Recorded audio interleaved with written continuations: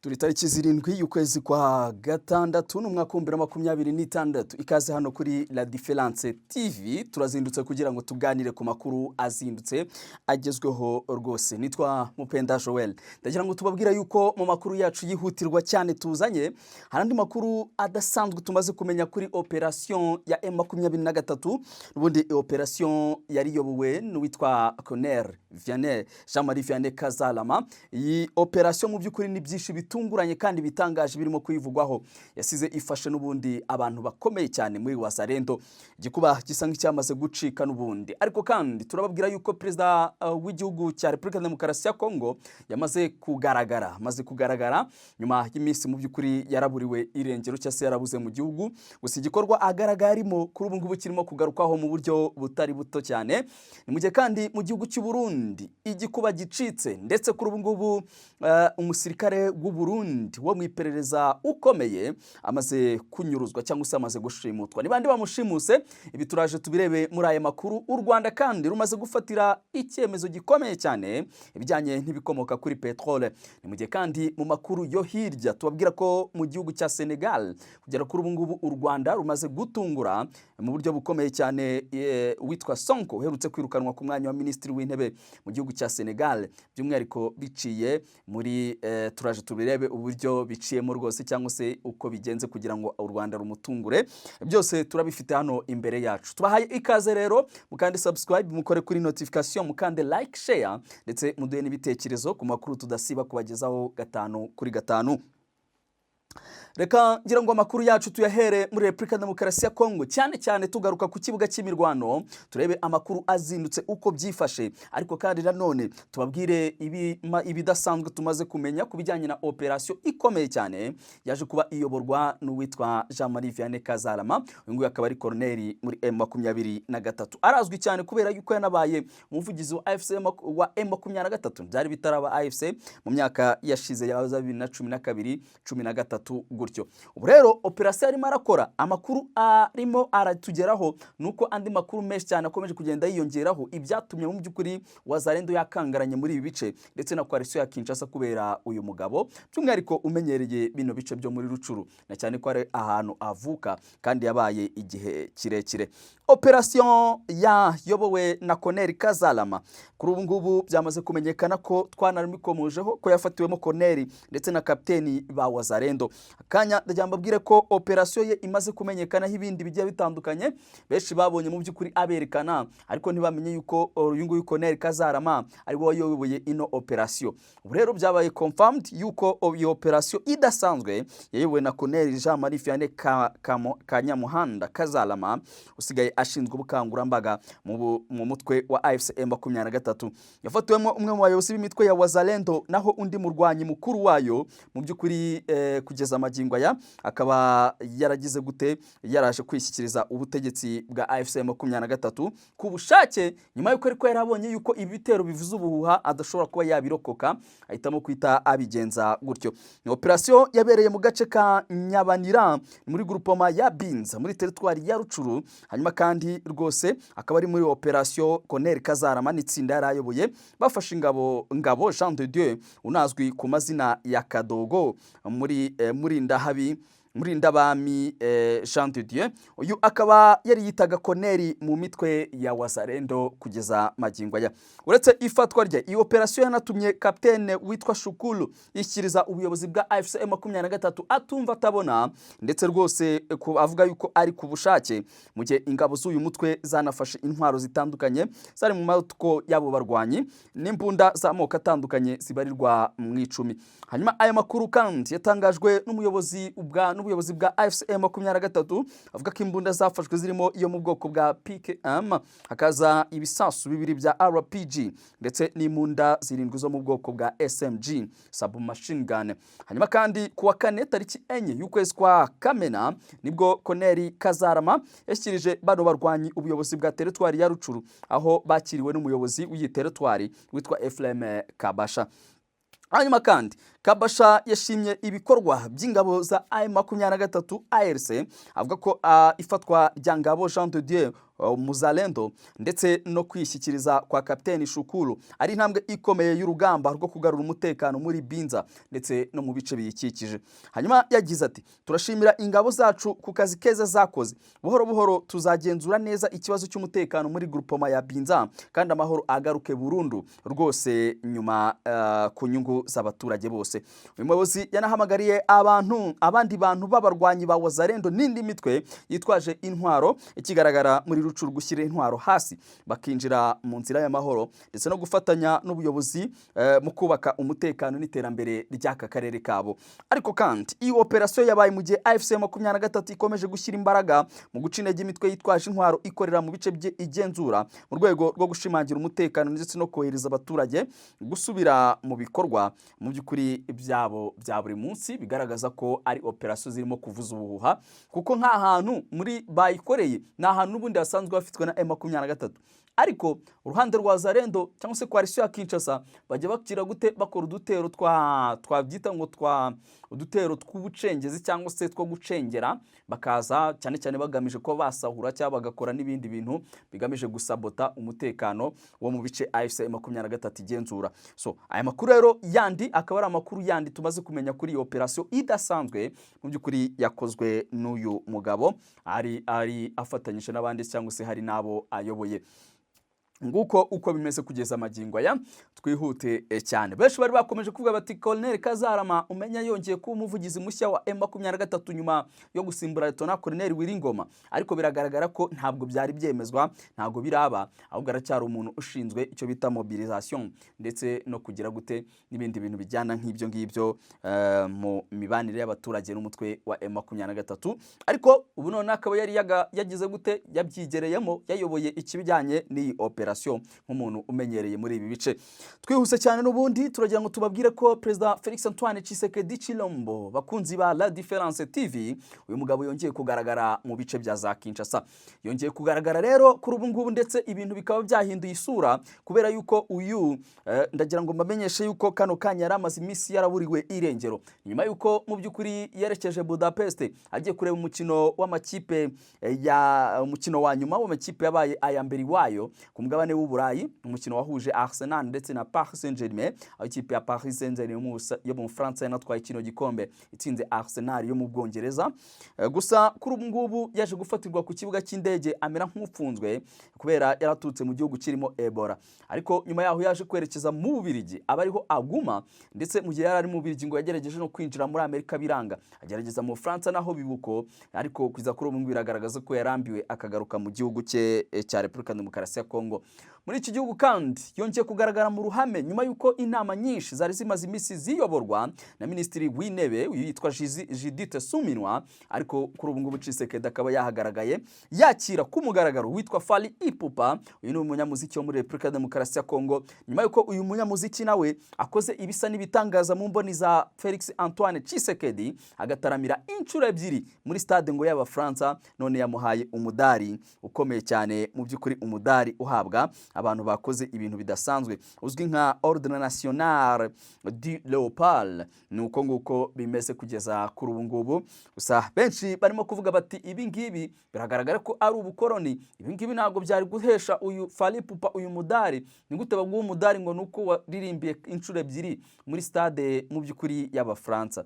Ati se Ubufaransa ko haririmbira ni igitangaza. Benshi bakomeje kugenda bavuga bati mu by'ukuri ibi bintu ntabwo bihwitse n'akana gatoya. Ubwo rero iyo nkuru niyo uyu President Tshisekedi yongeye kuba yagaragaraho hano i Kinshasa kugeza magingo aho yambikaga uyu muhanzi mu by'ukuri ibijyanye n'umudari. Twihuse cyane reka n'ubundi tunyarukire mu gihugu cy'u Burundi tubabwire inkuru izindutse itarimo kuvugwaho rumwe kuri ubu muri iki gihugu igikuba cyacitse kubera ko umusirikare udasanzwe wakoraga mu butasi n'ubundi bw'iki gihugu yamaze kugira gute, yamaze guhura n'akaga, yashimuswe cyangwa se yanyurujwe. Hari umusirikare waraye ushimuswe, harimo kwibazwa ngo yagiye he, ese arazira iki, gusa nta kugeza kuri ubu ngubu ni byinshi cyane birimo kumuvugwaho. Uyu musirikare washimuswe yitwa Bizimana Gerard, azwi ku izina rya Muhinga. Hari n'abandi benshi bamwita Aime, ndetse amazina ye nyakuri azwi no mu kazi ni Bizimana Gerard. Ni umusore w'imyaka 34 ndetse y'amavuko, afite ipeti rya kaporale, yinjiye mu gisirikare mu mwaka wa 2015 ndetse akomoka ku musozi wa Gahondo, ni muri komine Ndava, intara ya Mwaro, mu mbibi za kera, cyangwa se ugiye mu by'ukuri mu ukuntu nyine kera ibice byari bigabanya hano mu gihugu cy'u Burundi. Hanyuma rero ubu abarizwa mu ntara ya Gitega, asanzwe atuye muri quartier Busoro, zone Kanyosha, komine Mugeri, intara ya Bujumbura. Mu kazi ke ka buri munsi, Gerard ni umusirikare w'igihugu ukorera mu rwego rw'iperereza rwa gisirikare G2, ndetse akorera muri batayo para iri ikananira, akaba ari naho akunze kurara. Hanyuma rero ishimutwa rya Bizimana Gerard niryo tugira ngo twinjiremo tubabwire. Ejo bundi hashize tariki ya 5 y'ukwezi kwa gatandatu umwaka wa 2026, uyu musirikare yari yicaye mu kabari ka Musaga, hanyuma kandi hafi ya station izwi nka New Force. Ako kabari benshi bakita Lewis kuko nyirako yitwa Niyongabo Lewis, wahoze ari umudepite. Urumva ko ari akabari kihagazeho. Muri ako kabari uyu musirikare yari kumwe n'imbonerakure yo ku Musaga yitwa Ishimwe Cedric. Uwo musore w'imbonerakure basanzwe bagendana cyane kandi bagakorana ibikorwa byinshi bibi cyane birazwi hano mu gihugu cy'u Burundi, harimo ihohoterwa rikorerwa abaturage bafatanyije n'undi witwa Regis. Icyo gihe rero ahagana saa 7 z'amanywa, Gerard na Cedric bari gufungura muri ako kabari. Hanyuma bakiri ku meza, haje imodoka y'umweru yo mu bwoko bwa double cabine ifite ibirahure byijimye. Hanyuma kandi iyo modoka yahise ivamo umugabo wari wambaye imyenda isanzwe civile, afite imbunda ntoya yo mu bwoko bwa pistolet. Hanyuma yahagaze hafi yaho Gerard yarari, maze aramutegereza, arangiza gufungura. Akimara kurangiza, uwo mugabo yahise ashaka kumufata. Gerard yagerageje mu by'ukuri kwirwanaho nk'umusirikare ndetse no kubaza impamvu ngafatwa. Hanyuma muri uwo mwanya, muri iyo modoka hahise havamo abasirikare babiri bambaye imyenda ya gisirikare, baje bihuta bafata Gerard ku ngufu, barangije bamwinjiza muri ya modoka maze bamwicaza hagati yabo. Imodoka yahise ivaho yihuta cyane. Amakuru ava kuba bibonye avuga ko imbere muri iyo modoka, iruhande rw'umushoferi, hari undi muntu utarigeze agira gute asohoka cyangwa se amenyekana. Kugeza ubu nta muntu uzi aho Bizimana Gerard yajyanwe ndetse cyangwa ukamerewe, nta nuzi impamvu yashimuswe muri ubwo buryo, ariko telefone ze zose ntizikora kuva yafatwa. Ibintu bikomeje guteza impungenge inshuti n'abavandimwe be, basaba inzego z'umutekano gushaka kumenya ibyamubayeho cyangwa se ibyamushikiye nk'uko babyita mu Kirundi. Biragaragara ko ibijyanye n'ibikorwa byo gufata abantu mu gihugu cy'u Burundi byahinduye isura ndetse byafashe indi ntera, cyane cyane iyo batagufashe mu by'ukuri bagushinja gukorana n'u Rwanda, bagushinja kuba wakorana na M23. Ibi niko bikomeje kugenda. Gusa urumva ko uyu nguyu yari umuntu wo mu gisirikare cy'u Burundi wabo ukora mu nzego z'iperereza. Kugeza kuri ubu ngubu ntabwo biramenyekana icyo arimo kuzira, ariko igikuba cyacitse cyane cyane mu babibonye n'amaso yabo. Ikindi nabo mu muryango we barimo kurira yo kwarika, bavuga bati ibyo ari byo byose nta nubwo tunazi niba yapfuye cyangwa se akiri muzima, kubera ko biragoye cyane kubimenya. Twihuse cyane kandi reka tugaruka gato muri Republika Demokarasi ya Kongo mbere yuko twerekeza mu Rwanda, hanyuma tukajya muri Senegal. Ndagira mbabwira yuko mu gace ka Mambasa mu ntara ya Ituri muri RDC, abanyeshuri nibura 427 bari barangije amashuri abanza ntibashoboye gukora ikizamini cya leta DC gisoje amashuri abanza mu by'ukuri cyitwa ENAFEP 2026 kubera umutekano muke uterwa n'ibitero by'umutwe wa ADF. Nkuko byatangajwe n'ubuyobozi, by'umwihariko umuyobozi w'uburezi muri aka gace, avuga ko ku banyeshuri 315 bari bategerejwe gukora ikizamini, abagera ku 2533 gusa aribo babashije kugikora. Ni byatewe nuko kuva hagati ya Gicurasi umwaka wa 2026 umutekano warushijeho kuzamba mu duce twa Biakato ndetse na Makumo. Ibitero byitiriwe umutwe w'inyeshyamba za ADF byahitanye nibura abaturage 39 mu cyumweru kimwe, bituma abaturage benshi bagira gute bahunga ingo zabo mu buryo bukomeye cyane. Ibintu biradogera, harimo n'abanyeshuri. Nubwo umutekano wari mubi, ibizamini bya ENAFEP byabaye mu minsi ibiri mu bigo bitandukanye bya Mambasa ubuyobozi bw'uburezi bwatangaje kandi ko ibizamini by'igihembwe cya kabiri byatangiye kugira ngo umwaka w'amashuri wa 2025 2026 urangire. Ibitero bya ADF bikomeje kugira ingaruka zikomeye mu mibereho y'abaturage. Amashuri menshi akora gahoro cyangwa agafungwa rimwe na rimwe. Imiryango myinshi yarahunze yimukira mu duce ifata nkaho hari umutekano. Ubucuruzi bwaradindijwe, ibiciro by'ubwikorezi n'ibiribwa byarazamutse. Hanyuma kandi abahinzi benshi ntibakijya mu mirima yabo kubera ubwoba bw'ibitero, kandi ibi ngibi leta mu by'ukuri ya Kinshasa nta kintu irimo irabikoraho, ahubwo mu by'ukuri ngo irarebereye, aho yibereye mu birometero byinshi mu by'ukuri cyane bikaba hafi 2,000 za Kinshasa. Ibi si muri turi gusa, kuko no muri Oicha mu ntara ya Nord Kivu abanyeshuri nibura 942 basibye ibizamini cya INAFEP kubera ikibazo mu by'ukuri nk'iki cy'umutekano muke n'iyiburwa ndetse n'iyimurwa cyangwa se n'ihunga ry'abaturage ikomoka ku bitero bya ADF. Nguko uko bimeze, izi nkuru ni inkuru zibabaje mw'abantu mwe ziri muri Republika Demokarasi ya Kongo. Hanyuma kandi reka twihute tugane mu Rwanda, tubabwire ko rwose PM cyangwa se Minisitiri w'Intebe w'u Rwanda Dr Nsengiyumva mu by'ukuri yijeje ingamba zo kurinda abanyarwanda umutwaro w'izamuka ry'ibikomoka kuri petrole.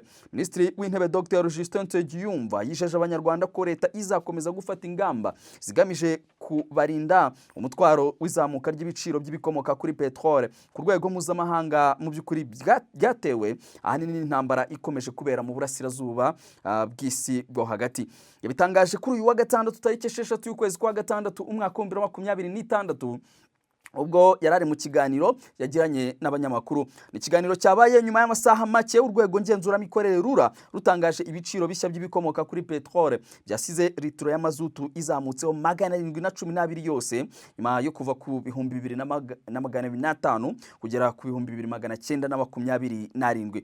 Minisitiri w'Intebe Dr Nsengiyumva yasobanuye ko nubwo ibiciro by'ibikomoka kuri petrole ku isoko mpuzamahanga bikomeje kuzamuka, leta y'u Rwanda yashyizeho uburyo bwo kugabanya umutwaro wari kugera ku baturage binyuze muri gahunda ya nkunganire. Yavuze ko leta iri gukoresha ubushishozi mu gufata icyemezo cyangwa se ibyemezo bijyanye n'ibiciro by'ibikomoka kuri petrole kugira ngo ubuzima bw'abaturage budahungabana. Ati leta izakomeza gukora ibishoboka byose ngo ibiciro bitazamuka cyane, ariko mu by'ukuri tuzanareba ku isoko uko bimeze. Ni icyemezo kiba cyafashwe mu bushishozi tumaze kureba ibyo bintu byose. Minisitiri w'Intebe amaze gutangaza ko ibiciro bishya by'ibikomoka kuri petrole byatangajwe ku wa gatanu birimo nkunganire ya leta ingana na 18.5%. Bivuze ngo leta mu by'ukuri mu biciro abantu barimo bakoresha bagura ibikomoka kuri petrole hari yayo yamaze kugera gute, yamaze gushyiraho cyangwa se guterekaho. Asobanura ko iyo nkunganire itaza kubaho, litiro imwe kuri ubu ngubu iba igura 3,581 aho kuba 2,927. Yavuze kandi ko leta ikomeje gushyira imbaraga mu guteza imbere ubwikorezi rusange nk'imwe mu nzira zo kugabanya amafaranga abaturage bakoresha mu ngendo, kugabanya ingaruka zizamuka rya petrole. Dr Nsengiyumva yavuze ko nk'ingamba zatangiye gutanga umusaruro by'umwihariko mu mujyi wa Kigali, aho umubare w'abakoresha bisi mu by'ukuri wiyongereye ndetse rwose wiyongereho 15%. Mwumve mu magambo ye uko abisobanura kuko ndayafite hano imbere yanjye. Ati abitabiriye kugenda na bisi biyongereho 15% kandi tuzakomeza kugenda dushyiraho uburyo butuma bakomeza kuba benshi. Minisitiri w'Intebe yanagaragaje ko leta yashyizeho nkunganire ku biciro by'ingendo rusange kugira ngo abaturage badahura n'izamuka rikabije ry'amafaranga y'urugendo. Yatanze urugero rw'umugenzi yuko umugenzi ukora urugendo rwa Nyabugogo Musanze avuga ko yakabaye yishyura 4,281 iyo hatabaho nkunganire ya leta, ariko ubu akaba yishyura 3,821. Bivuze ko leta imwunganiraho 460, imushyiriraho 460. Dr Nsengiyumva yashimangiye ko leta yiteguye gukomeza gukurikirana uko ibiciro bihagaze ku isoko mpuzamahanga ndetse no gufata ingamba zikenewe kugira ngo ubukungu bw'igihugu budahungabanywa n'ibibazo. Uku niko amaze kubisobanura kugeza kano kanya. ndagira ngo kandi twihute twerekeze n'ubundi mu gihugu cya Senegal tubabwira uko bimeze. Hari intambara ya politike mu buryo bukomeye cyane. Hari uwo bita Faye, uyu niwe perezida wa Senegal, ariko kandi hari umufatanyabikorwa we w'igihe kirekire yitwa Sonko, bamaze iminsi bashwanye. Ndetse perezida Faye yaje kwirukana minisitiri w'intebe Sonko, ariko kandi nanone Sonko nawe ahita ajya mu nteko ishinga amategeko, ahita anatorerwa kuyiyobora nyuma y'uko wari uyisanzwe ayiyoboye yeguye igitaraganya, bivuze ko ni ibintu bari bumvikanyeho. Hanyuma kandi kuri ubu ngubu nawe arimo gukubita agatoki kandi avuga ati wowe perezida, nagiye mu nteko kandi inteko ifite imbaraga ya hano muri Senegal, ndaza kwita nkweguza nureba nabi mu buryo bwihuta cyane. So kuri ubu ngubu rero Sonko yamaze no kuba yatorerwa kuyobora n'ubundi shyaka ryitwa PASTEF, ari naryo shyaka yari ari kumwe n'ubundi na Faye, bose bakoranaga muri iri shyaka, ariko Faye bisa nkaho yamaze no kwirukanwa muri iri shyaka kandi ari perezida. Hanyuma kugeza kuri ubu ngubu rero muri aya matora mu nteko rusange yabaye, njya mbabwire ko nabo mu muryango FPR Inkotanyi ni shyaka n'ubundi ryo mu Rwanda kuri ubu ngubu bagaragaye n'ubundi bagize gute bitabira iki gikorwa. Ndetse iki gikorwa kugeza kuri ubu ngubu FPR Inkotanyi yari hagariwemo n'abagiye batandukanye barimo Bazivamo Christophe, kuri ubu ngubu uyoboye iri shyaka. Hanyuma kandi kugeza magingo ya ngaya tukababwira yuko yagize n'ubutumwa atangariza abari muri iri shyaka rya no muri iki gihugu, cyane cyane ubutumwa bwa perezida wa Repubulika y'u Rwanda Paul Kagame yageneye iri shyaka, aho yaboneye gutumira mu by'ukuri gutumira iri shyaka kuzaza muri kongere ya FPR Inkotanyi, anabasaba ko bakemura ibibazo biri muri iri shyaka n'igihugu mu buryo bw'ubushishozi. Niko Christophe Bazivamo yaje kwita abatangariza. Ndimo ndabona rwose yari ari kumwe n'abandi bagiye batandukanye barimo Dr Charles Murigande, nawe bari kumwe. Aba ni abantu bo muri FPR Inkotanyi. Nguko uko bimeze rero, iyo ni kongere y'iri shyaka rya hano muri iki gihugu. Reka mbabwira yuko hari naho twasoreza amakuru yacu yarazindutse, ariko tubabwire yuko n'ubundi turi bukomeze kugenda tubana mu buryo bumwe cyangwa se ubundi 5 kuri 5. Mukande subscribe, mukore kuri notification, mukande like, share, ndetse muduhe n'ibitekerezo ku makuru tudahwema kubagezaho. Hanyuma tubifurize kugira icyumweru cyiza.